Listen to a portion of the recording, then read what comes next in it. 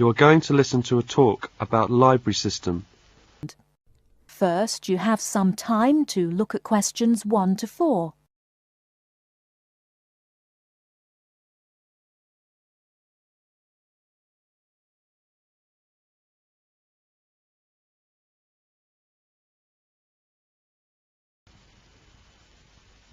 Right, everyone, my name is Kathy Smith. I'd like to give you a brief introduction about the library system. Every good student should learn how to use the library. If you have to do a research project, the library is the place to go to for information. Libraries contain books and periodicals, magazines and newspapers on many different subjects. To find the information you need, you must know how to use the library. All libraries are organised in much the same way. Every library houses a collection of books. Many libraries also have periodicals, films and records. All the books in a library can be classified under 2 main categories, fiction and non-fiction. Books of fiction contain stories that were made up by the author. Books of non-fiction contain factual material. When doing research, you use non-fiction books because you are looking for factual information.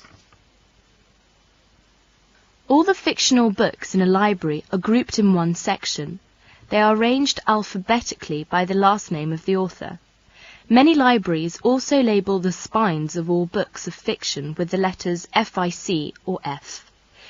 All libraries have a system for organising and classifying non-fiction books.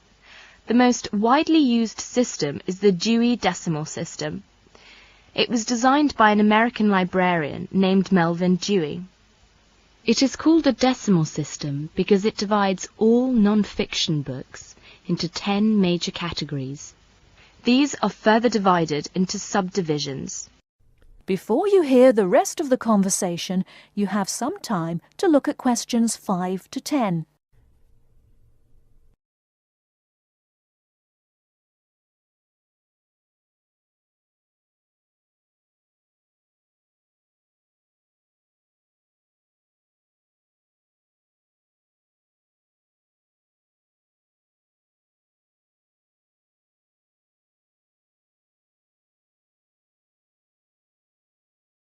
Now listen and answer questions 5 to 10. For example, all science books are numbered from 500 through 599. Each different field of science has a number within the 500 category. For example, astronomy is 520 and chemistry is 540. The Dewey Decimal System provides a category for every type of non-fiction book. The best way to locate a book in the library is to use the card catalogue. The card catalogue is an index of all the books in the library. Information about a book is listed on cards. All the cards are filed alphabetically and stored in drawers in large cabinets. The card catalogue can help you locate a particular book, a book on a certain subject, or a book by a particular author. In the card catalogue, each book has 3 cards, an author card, a title card and a subject card. The author card is alphabetized under the author's name. The title card is filed alphabetically according to the title of the book. The subject card is filed alphabetically under the name of the subject of the book. In many university libraries, they use their own Biblitus cataloguing system or the microfiche system. Both of them list publications under author and title, and both are very easy to use. Now let us see the reference books. We all know that reference books make up an important part of a library's non-fiction books collection. They contain facts and information about any subject you can think of. Reference books are not meant to be read from cover to cover.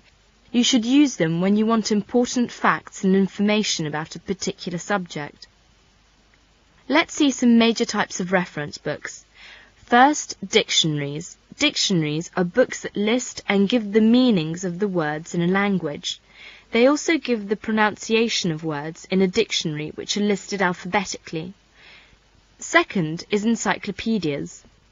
Encyclopedias are reference books that provide factual information about people, events, places and subjects of lasting interest.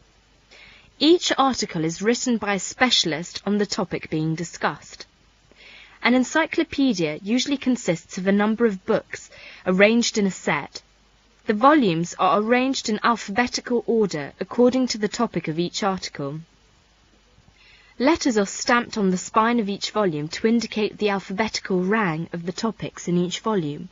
For instance, if you wanted to find information about the moon, you would look in volume 8 of the encyclopedia pictured here. Next is atlases. An atlas is a book of maps. It may contain many different kinds of maps. The maps in an atlas are often arranged alphabetically by country or continent. Almanacs are also a type of reference books. An almanac is a book that contains recent statistics and summaries of information on a wide variety of topics. It is published annually. Information is listed alphabetically by subject. Indexes are alphabetical lists of names, titles and subjects that tell where information about each can be found in other publications. For example, the Reader's Guide to Periodical Literature can help you find magazine articles that have been published about a particular subject. It will give you the names of publications that have carried articles about the subject, the dates and volume numbers of the particular issue in which the articles appeared. You should be aware that reference books may not be taken out of the library under any circumstances. They are used only in the library. That is the end of part 1. You now have half a minute to check your answers.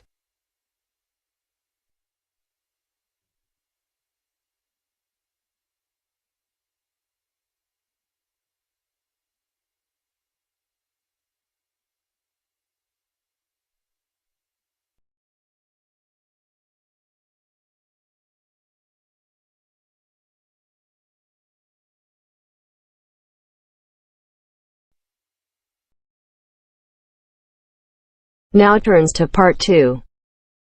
Part 2. First, you have some time to look at questions 11 to 16.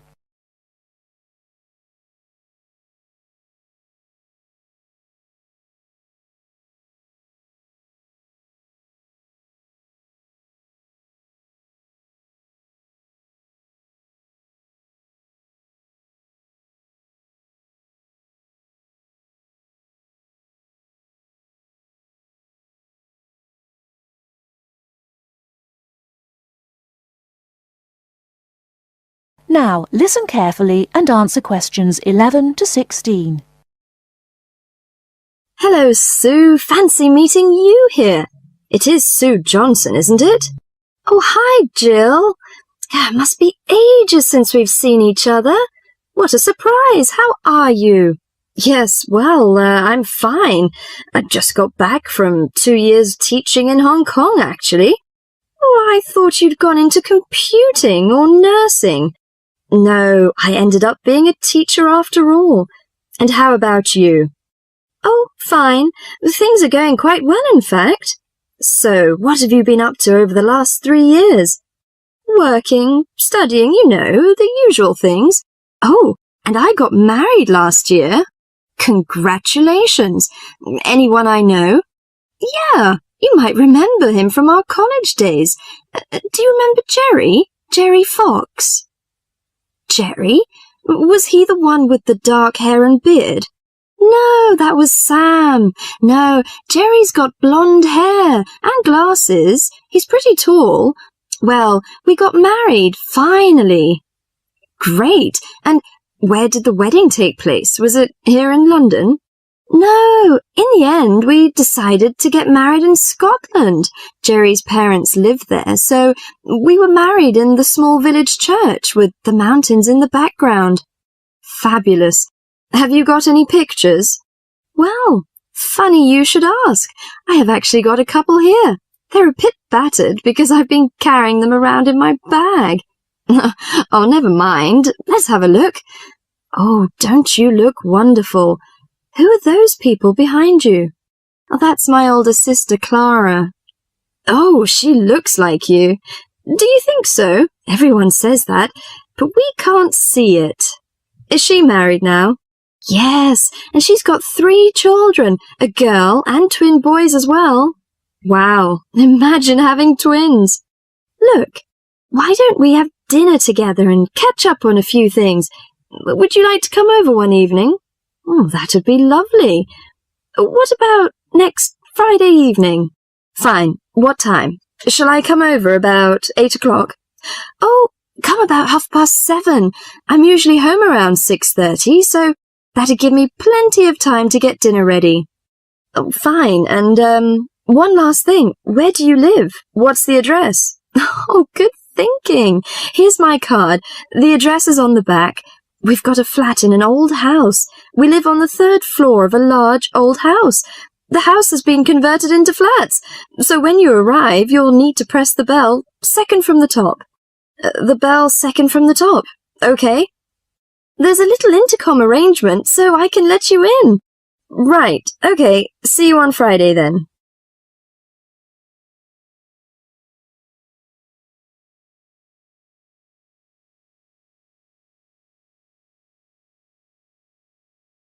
Before you hear the rest of the talk, you have some time to look at questions 17 to 20.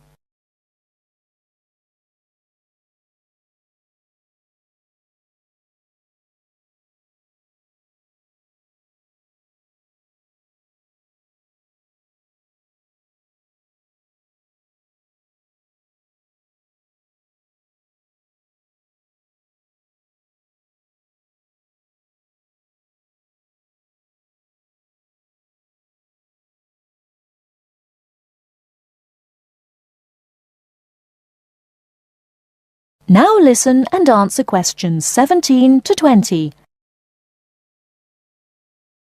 Welcome, Jill. This is my husband, Jerry. Jerry, this is Jill. Hi, Jill. Nice to meet you. Hi, Jerry.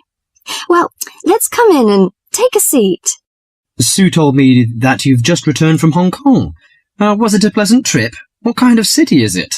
Oh, well, Hong Kong enjoys a reputation for the flourishing business. It has a population of around 6.6 million. Much larger than that of Sydney, right? Sydney has a population of 4 million, I think. Yes. Did you enjoy staying there? Well, being a metropolis has advantages. You get the latest films and music.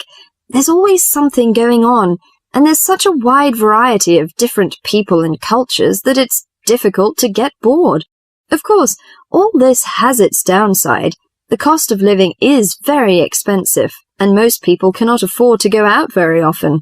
So although the entertainment is available, you have to have a lot of money to enjoy it. Another problem is, like most big cities, there's a lot of crime. What about the weather? I suppose that it gets a lot of rain. Not always. In summer it's humid, but it's cool and dry in winter. The average temperature in June and July is about 91 degrees Fahrenheit. Hotter than here. The best seasons are spring and autumn. They are mild and agreeable. Is there anything you particularly miss of staying there? Yes, the tasty local food is to my liking, especially the seafood. Hong Kong also enjoys the fame of a paradise for shopping. But I'm not very keen on that, you know. I suppose it must be your favourite. Most shopping malls in Hong Kong have longer opening hours than those in Sydney. Some are even open the whole night during the Christmas holidays. Oh, it sounds lovely. I hope I have a chance to travel there. And I can be your tour guide. Yes, that's great.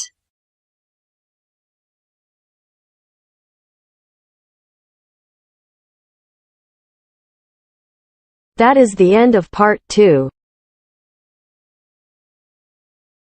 You now have half a minute to check your answers.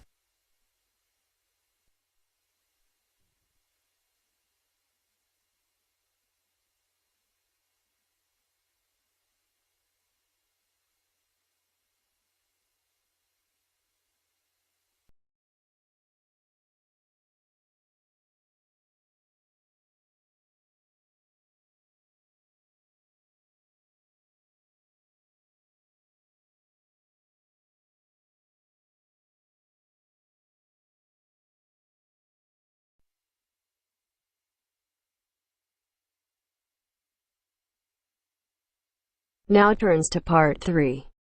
Part 3. You will hear a conversation between Caesar and a welfare officer. As you listen, answer questions 11 to 20. First, you have some time to look at questions 21 to 26.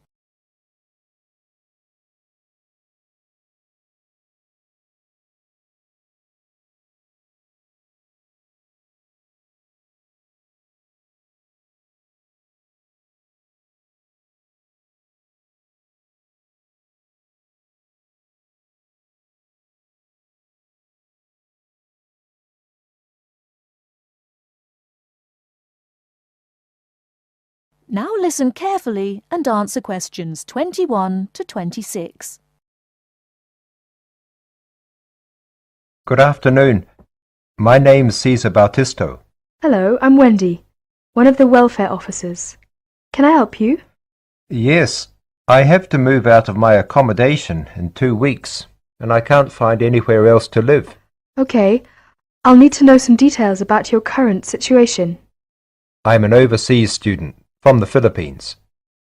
The college gave me a temporary room for 1 month. I can't find anywhere else, and I have no money. Have you told the college about your position, or asked them to let you stay longer in your accommodation? No, not yet. I didn't think that would be possible. Well, we can contact the accommodation service on your behalf to see if they'll let you stay a little longer, until you can find an alternative. Thank you. But I'm not sure that I can find another place, as they all ask for money before moving in, and I don't have any. Yes, it is usual in this country for landlords to ask for up to a month's rent in advance. Don't you have any money at all? Hardly any. I'm waiting for my grant cheque to be sent from the Philippines at the moment. It should have been here for me to collect when I arrived in Britain, but it seems to have been lost. You can apply for emergency loan from the union if you want.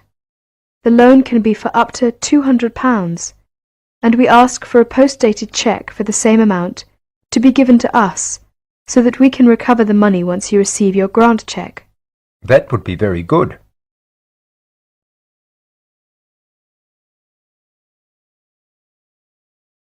Before you hear the rest of the talk, you have some time to look at questions 27 to 30.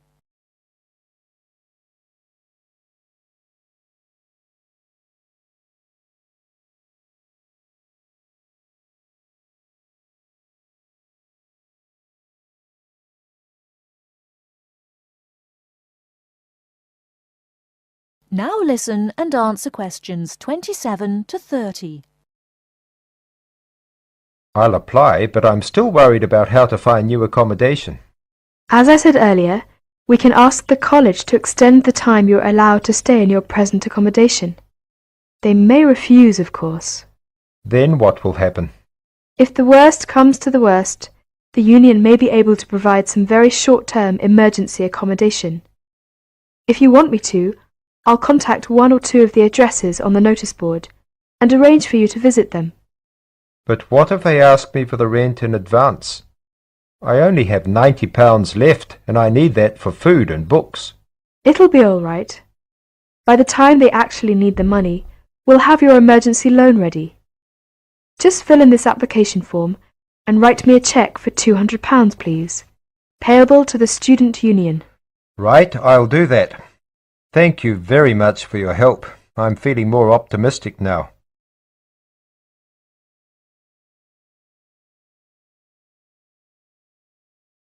That is the end of part 3. You now have half a minute to check your answers.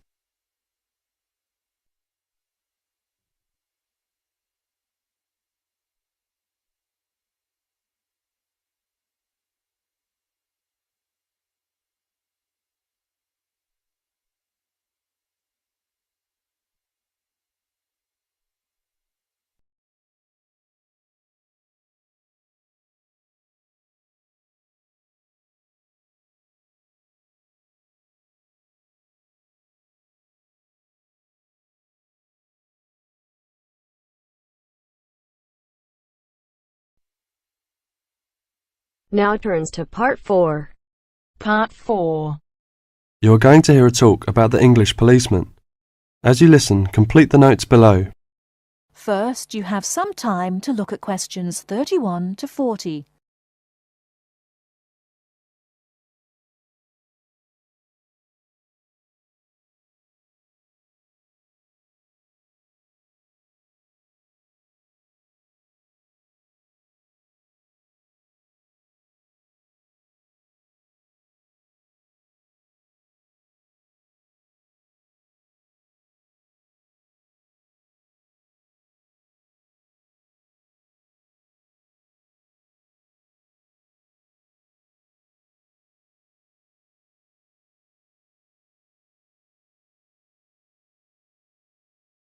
Now, listen carefully and answer questions 31 to 40. The English policeman has several nicknames, but the most frequently used are Copper and Bobby. The first name comes from the verb to cop, which is also slang, meaning to take or to capture. And the second comes from the first name of Sir Robert Peel, the 19th century politician who was the founder of the police force as we know it today. An early nickname for the policeman was Peeler, but this one has died out. Whatever we may call them, the general opinion of the police seems to be a favourable one, except, of course, among the criminal part of the community, where the police are given more derogatory nicknames which originated in America, such as Fuzz or Pig. Visitors to England seem nearly always to be very impressed by the English police. It has, in fact, become a standing joke that the visitor to Britain, when asked for his views of the country, will always say, at some point or other, "I think your policemen are wonderful." Well, the British Bobby may not always be wonderful, but he is usually a very friendly and helpful sort of character. A music hall song of some years ago was called, "If you want to know the time, ask a policeman." Nowadays, most people own watches, but they still seem to find plenty of other questions to ask the policeman. In London, the policemen spend so much of their time directing visitors about the city that one wonders how they ever find time to do anything else. Two things are immediately noticeable to the stranger when he sees an English policeman for the first time. The first is that he does not carry a pistol, and the second is that he wears a very distinctive type of headgear, the policeman's helmet. His helmet, together with his height, enables an English policeman to be seen from a considerable distance, a fact that is not without its usefulness. From time to time it is suggested that the policeman should be given a pistol and that his helmet should be taken from him. But both these suggestions are resisted by the majority of the public and the police themselves. However, the police have not resisted all changes. Radios, police cars, and even helicopters give them greater mobility now. The policeman's lot is not an enviable one, even in a country which prides itself on being reasonably law-abiding. But, on the whole, the English policeman fulfills his often thankless task with courtesy and good humour, and with an understanding of the fundamental fact that the police are the country's servants, and not its masters. That is the end of part 4. You now have half a minute to check your answers.